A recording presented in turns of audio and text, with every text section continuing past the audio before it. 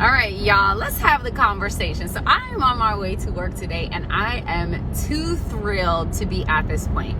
For me as a doula, it is so much fun to walk with families as they journey towards their birthing time. And then once we get here, you know, there's all the anticipation.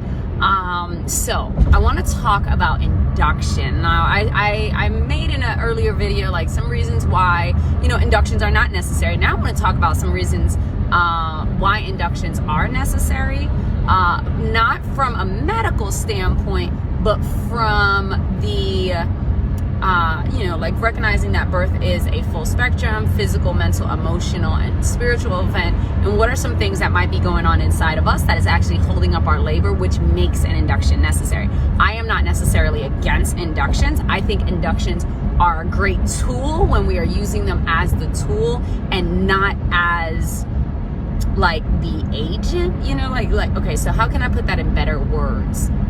When we're using them as a tool, when we're using the tool appropriately. Look, a butter knife is a tool just as well as a screwdriver is a tool, and they can be interchangeable, but they shouldn't be. There we go. Okay, so when we're using it as the tool that it's supposed to be, boom. From that point, some things that might be holding mom up. If mom is having a hard time letting go of certain levels of stress in her personal life, in her life outside of pregnancy, that may be holding up her birthing time. So if mom is stressed out over work, if mom is stressed out over finances, if mom is stressed out over having the right things in place for a baby to arrive, those are all things that can hinder. Specifically me as the doula, I like to walk with mom from a place of understanding, and so I will say hey, what are the things that you need to do beforehand so that we can be perfectly at peace once birthing time arrives, right?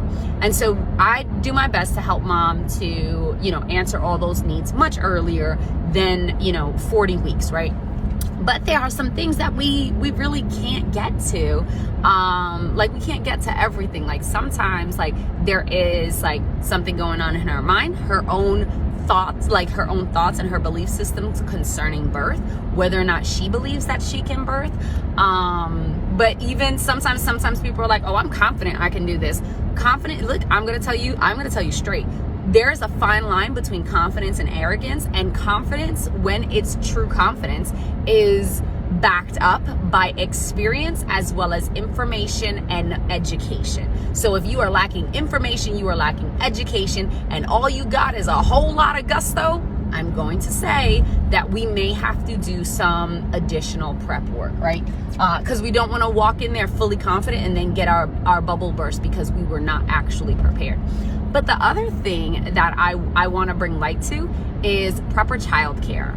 So if mom has older kids and is about to birth a younger kid, well, the sustainment of those older kids can sometimes bog mom's mind down. Mom may be so focused on taking care of those older kids that she doesn't allow herself to labor properly. And when we do this, we actually slow down labor, we actually hold up progress, and we may make an induction necessary because we literally have to be removed from our responsibility in order to allow labor to progress naturally.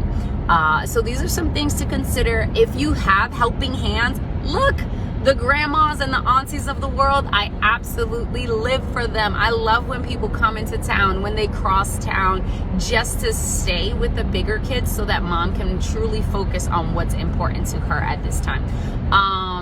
So yeah, I love that. And if you have that, use that, and don't feel obligated to do your momming when you're supposed to be birthing. You can't double hat it. It just doesn't work that way.